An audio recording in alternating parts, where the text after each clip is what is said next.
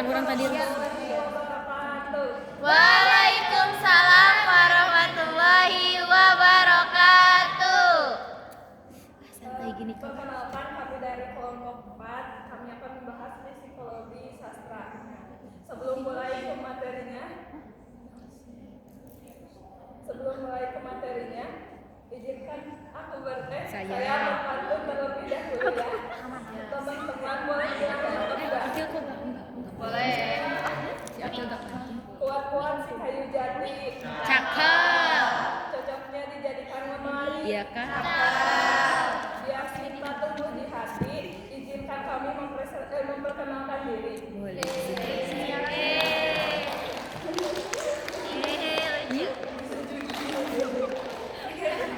Perkenalkan, nama saya Salva Siti Nurdiana dengan akhir NPM 054. Perkenalkan, saya Dianisa dengan akhir NPM 096. Saya Kaisa Septiani dengan akhir NPM 068. Saya Mega Nurrahman dengan akhir NPM 066. Saya Ria Fitri Sapadia dengan akhir NPM 040. Saya Alia Mufita dengan akhir NPM 065. Nah, selanjutnya saya akan membahas mengenai definisi psikologi sastra. Jadi, psikologi merupakan bagian dari studi yang di dalamnya mengkaji masalah manusia seperti tokoh yang terdapat dalam karya sastra, baik dalam sudut pandang karya, pengarang, dan juga pembacanya. Nah, ilmu psikologi ini masuk ke wilayah studi yang lainnya.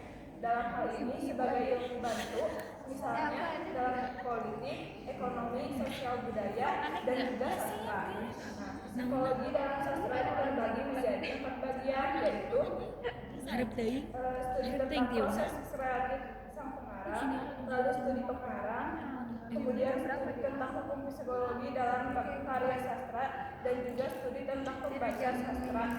Lalu studi psikologi sastra ini adalah studi yang melibatkan dunia yang mendalam.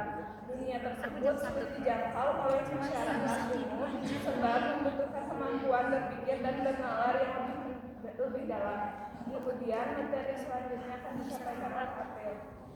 Baik, sebelumnya terima kasih kepada moderator. Di sini saya akan mempresentasikan mengenai fungsi konsep psikologi dalam drama. Psikologi merupakan sebuah ilmu yang berkaitan dengan kejiwaan. Psikologi sastra didefinisikan oleh Mengerov, yaitu karya sastra yang diyakini mencerminkan proses aktivitas kejiwaan. Psikologi juga didefinisikan yaitu sebagai ilmu yang mempelajari perilaku manusia dalam hubungan dengan lingkungannya. Fungsi psikologi itu sendiri adalah untuk melakukan penjelajahan ke dalam batin jiwa dan jiwa yang dilakukan terhadap tokoh-tokoh yang terdapat dalam karya sastra, dan untuk mengetahui lebih jauh tentang seluk-beluknya tindakan manusia dan responnya terhadap tindakan lainnya, seperti menggambarkan dorongan naluriah yaitu ID, penyeimbangan realitas ego, dan nilai moral superego dalam penokohan. Adapun contohnya pada naskah Orkes Madu II atau Umang-Umang karya Adi Pincenur, yaitu pada tokoh Laska dengan berdialog, "Bangsat kamu borok, ego dalam merencanakan perampokan dan keretakan saat sakit menimbulkan kecemasan eksistensial." Juga pada tokoh Semar mewakili ego matang dan superego dengan berkomentar dan mengkritik kelompok. Juga pada tokoh Hidayah, Aidi berupa cinta obsesif tanpa batas moral pada dialog, "Sudah hampir 40 tahun aku dirundung cinta suci atas muaska." Sekian dari saya kembalikan kepada moderator. Terima kasih April yang telah menyampaikan materi mengenai fungsi psikologi sastra. Selanjutnya ada jenis-jenis psikologi sastra yang akan disampaikan oleh Keisha. Baik, terima kasih kepada moderator. Di sini saya akan menjelaskan mengenai jenis-jenis psikologi sastra. Jenis-jenis psikologi sastra dalam kajian drama umumnya dibedakan menjadi 3 jenis. Yang pertama, psikologi pengarang, yang kedua, psikologi tokoh, dan yang ketiga, psikologi pembaca atau penonton. Nah, untuk psikologi pengarang, jenis ini mengkaji hubungan antara kepribadian dan pengalaman hidup pengarang dengan karya dramanya. Fokus kajian ini yang pertama yaitu latar belakang kehidupan pengarang, pengalaman emosional, dan juga lingkungan sosial pengarang. Lalu yang kedua ada terhadap psikologi tokoh, yaitu menganalisis kejiwaan tokoh dalam drama seperti pekerjaan, pikiran, dan sikap mereka. Untuk fokus kajiannya yaitu mengkaji emosi, motivasi tindakan, watak dan kepribadian, lalu konflik batin, dan perkembangan karakter. Dan yang ketiga yaitu psikologi pembaca atau penonton. Dalam psikologi ini mengkaji respon psikologis pembaca atau penonton terhadap drama tersebut. Nah, untuk fokus kajiannya yaitu yang pertama perasaan penonton, empati terhadap tokoh, dampak moral, dan yang terakhir pengaruh emosional. Sekian yang dapat saya sampaikan, saya kembalikan kepada moderator. Terima kasih kepada Keisha yang telah menyampaikan mengenai materi jenis-jenis psikologi sastra. Selanjutnya akan dilanjutkan kepada materi kelebihan psikologi sastra yang akan dijelaskan oleh Mega. Baik, terima kasih kepada moderator yang telah mempersilakan saya untuk menyampaikan materi selanjutnya, yaitu mengenai kelebihan dari teori psikologi sastra. Di sini terdapat 4 teori psikologi sastra. Yang pertama yaitu menurut Welek dan Waren, yang kedua menurut Ratna, yang ketiga menurut pendapat Abrams pada tahun 1999, dan yang terakhir menurut pendapat Endaswara. Kelebihan teori psikologi sastra yang pertama menurut pendapat Welek dan Waren pada tahun 1989, yaitu memberikan wawasan mengenai tokoh sebagai individu yang memiliki perasaan dan motivasi. Dalam arti lain, teori psikologi ini dapat mengungkap kejiwaan dan konflik dalam tokoh.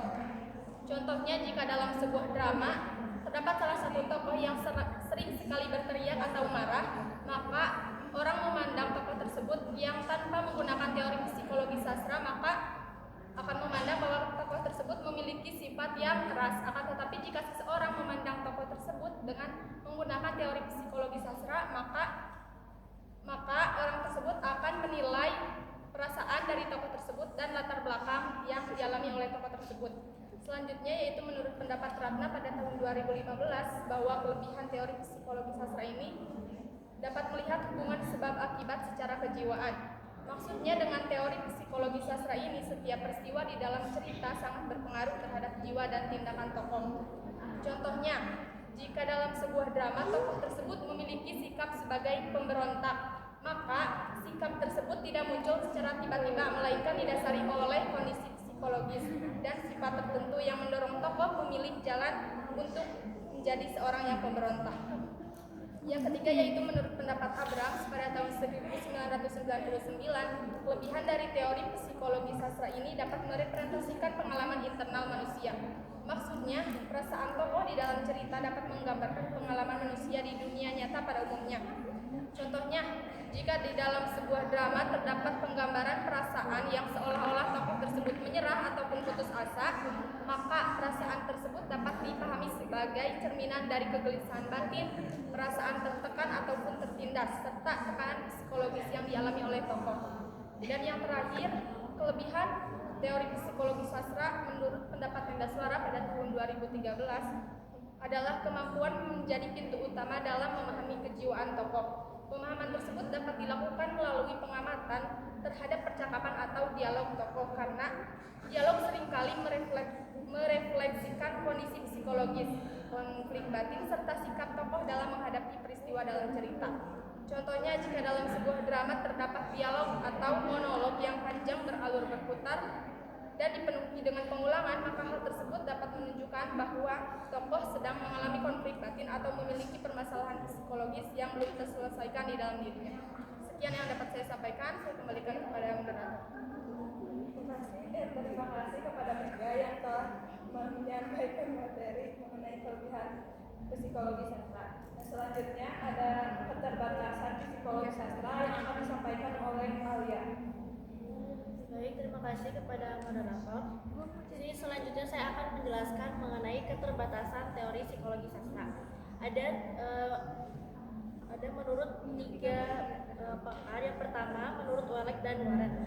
Keterbatasan teori psikologi ini terletak pada sifatnya yang cenderung kurang objektif. Jadi analisis pada teori ini itu hanya bergantung pada penelitian terhadap kondisi kejiwaan suatu tokoh ataupun pengarang.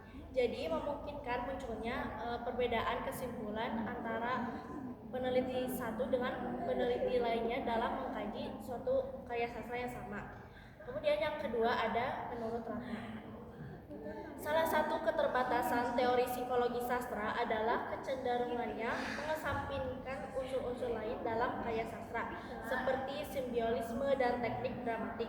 Nah, hal ini terjadi karena pendekatan psikologi sastra itu hanya berfokus pada aspek psikologi, jadi mengesampingkan atau mengesampingkan terhadap struktur, gaya, dan unsur estetik karya sastra yang menjadi kurang optimal. Kemudian yang ketiga, menurut Edra Suara, teori-teori psikologi modern pada umumnya lahir dan berkembang dari budaya barat yang memiliki latar nilai, sistem kepercayaan, serta pandangan hidup yang berbeda dengan budaya timur, khususnya pada budaya Indonesia. Oleh karena itu, penerapan teori psikologi barat secara langsung pada karya sastra akan menimbulkan kekeliruan penafsiran apabila tidak disesuaikan dengan konteks budaya lokal. Edra Suara juga menegaskan bahwa tokoh-tokoh dalam sastra Indonesia sering dibentuk oleh nilai tradisi, adat, mitos, religiositas, dan juga kearifan lokal yang tidak selalu dapat dijelaskan secara tepat melalui konsep psikologi sastra, seperti individualisme, rasionalitas ekstrim, atau konflik kejiwaan ala Freud. Jika penelitian terlalu memaksakan pada kerangka psikologi modern barat, maka makna simbolik dan budaya dalam karya sastra justru akan kontras gitu antara perbedaan budaya lokal dengan budaya psikologi modern barat. Dengan demikian, Edra Suara menekankan pentingnya pendekatan psikologi sastra yang kontekstual, yaitu psikologi yang mempertimbangkan latar budaya, sosial, dan ideologis masyarakat tempat karya sastra itu lahir, agar analisisnya tidak menyimpang dari makna yang sebenarnya.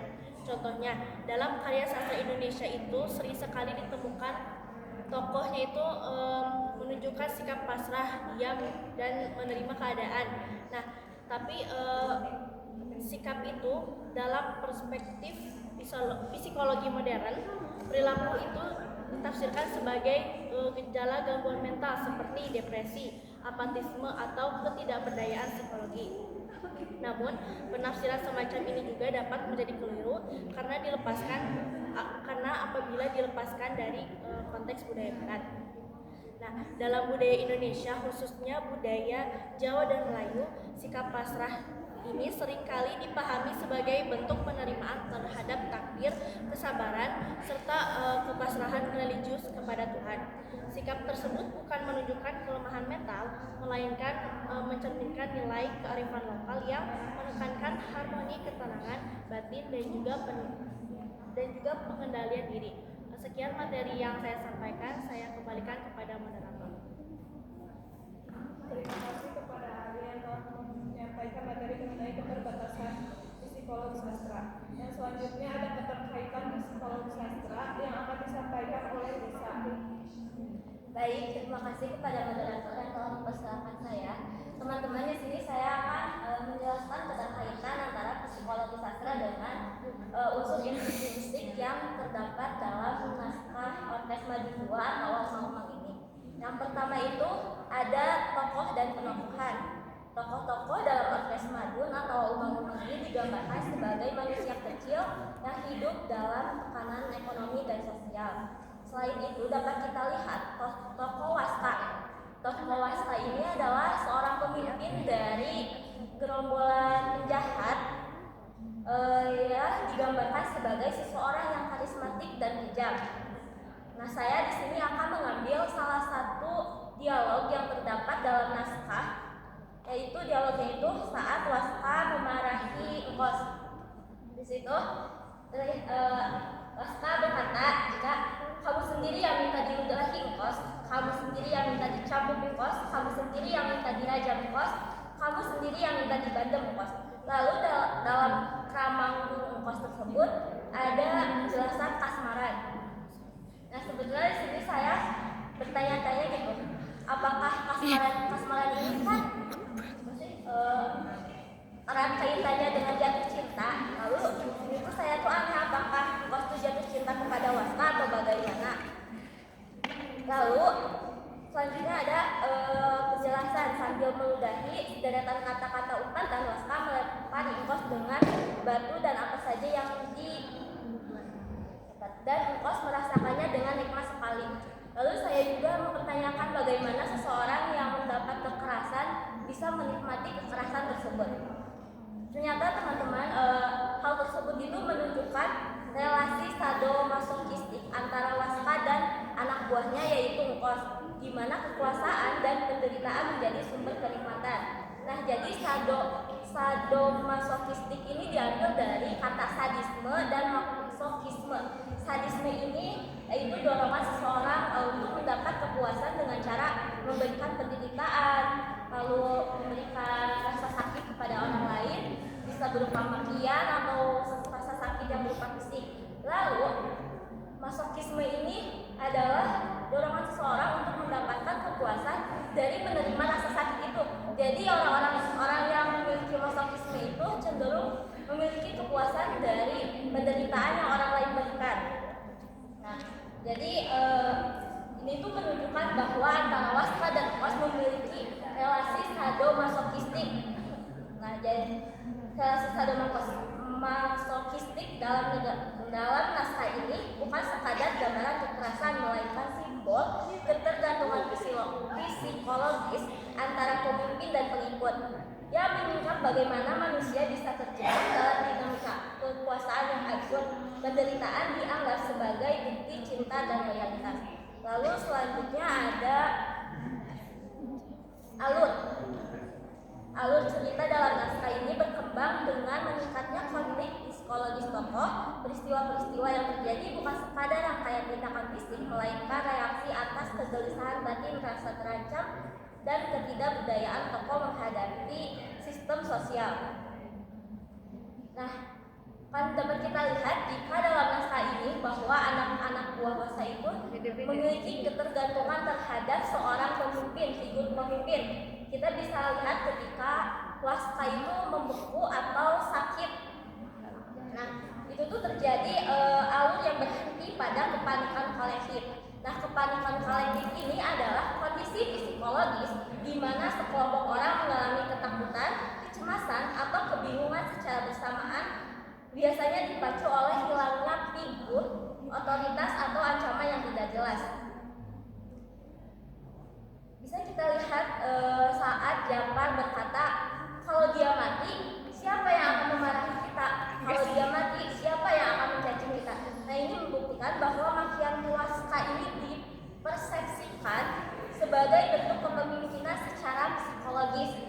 Ini menyingkap bahwa bahkan kekerasan verbal bisa menjadi sumber rasa aman karena memberi rangka hubungan yang jelas antara pemimpin dan pengikut. Selanjutnya ada tema.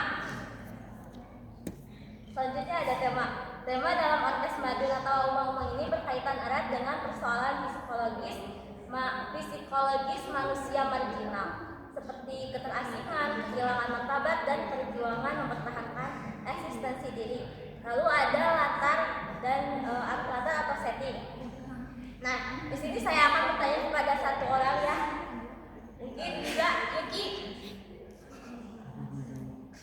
Menurut Yuki, dalam naskah itu latarnya di mana? Apa?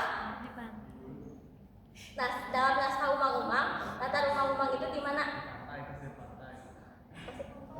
Oh, pantai. Lalu ada lagi? Arum? Menurut Arum, selain pantai, latar Umang-Umang ini ada di mana? Ya, betul, di stasiun. Lalu? Kuburan. Betul, kuburan. Ada lagi? Tempat sebelah gitu, Mi. Apa? Bamba. Tong sampah. Tong sampah. Nah, Kuburan Cina. jadi yang teman-teman sebutkan seperti gerbang tua, pantai, lalu kuburan, tong sampah, itu tuh bukan sekadar tempat fisik, tapi melainkan simbol dunia bawah, ruang-ruang yang terpinggirkan. Nah, secara psikologis, latar ini mencerminkan keterasingan.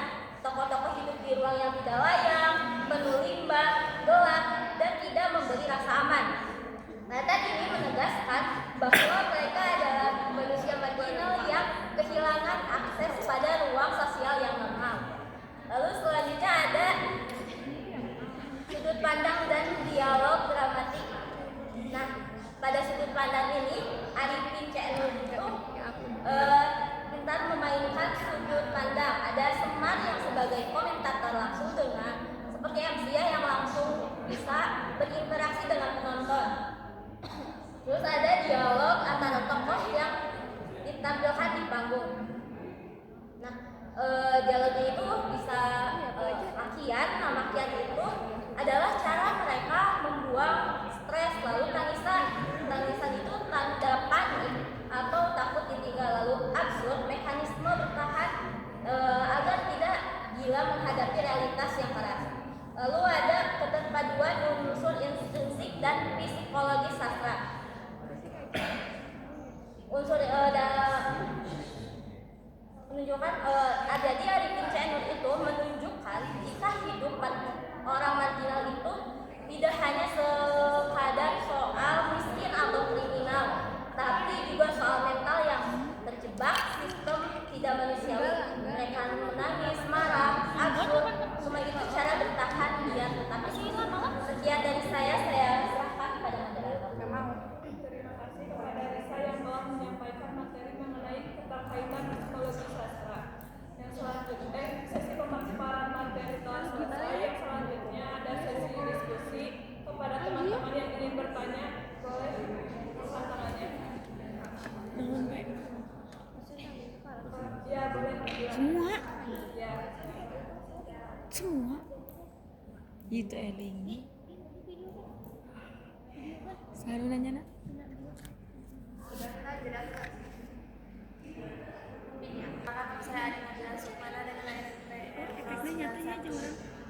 Apakah pendekatan psikologi sastra berpotensi membuat pembaca terlalu subjektif dalam melakukan drama?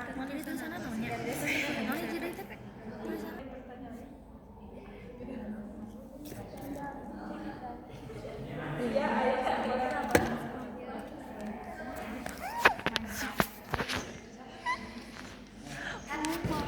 Di jenis-jenis psikologi sastra itu yang nomor 3 kan ada psikologi pembaca atau penonton. Nah, jenis ini tuh kan mengkaji perasaan penonton, arti terhadap tokoh, dampak moral, terus mengapa emosional. Itu tuh maksudnya mengkaji buat dirinya si pembaca sama penontonnya aja, si dirinya aja, atau emang mengkaji pengaruh dampak dari perasaan empati itu terhadap drama. Ya, Sok. 5 menit telah berlalu. Kemudian pertanyaan dari Ade Nabila akan dijawab oleh Alia. Kepada Alia. Baik, di sini saya akan menjawab pertanyaan dari Nabila. Langsung saja jawabannya. Jadi memang pendekatan psikologi sastra ini membuat penafsiran menjadi subjektif. Mengapa hal ini terjadi? Karena pada pendekatan ini itu berfokus pada menafsirkan perasaan dan juga batin tokoh yang tidak selalu dijelaskan secara langsung dalam teks, sehingga pendapat pembaca juga bisa akan mempengaruhi makna dari perasaan dan juga batin tokoh. Nah, namun subjektivitas juga bisa dikurangi jika penafsirannya yang pertama didasarkan pada dialog dan juga tindakan tokoh dalam teks. Yang kedua, menggunakan teori psikologi secara wajar, jadi tidak berlebihan. Yang ketiga, memperhatikan konteks sosial dan juga budaya. Tadi juga sudah dijelaskan ya, kalau misalkan memang teori psikologi sastra itu sangat berfokus pada psikologi tokoh, jadi mengesampingkan hal-hal lain seperti struktur gaya dan juga unsur estetik karya, dan memang akan menjadi kurang bermakna. Jadi kesimpulannya itu psikologi sastra tidak salah atau tidak berlebihan, tetapi harus digunakan dengan hati-hati agar penafsirannya itu tetap objektif dan juga ilmiah. Sekian dari saya kembalikan kepada moderator. Untuk Nabila, apakah cukup? Apakah ada yang mau menyanggah? Sudah. Lanjut saja kepada pertanyaan Ayosa yang akan dijawab oleh Keisha. Keisha, silakan.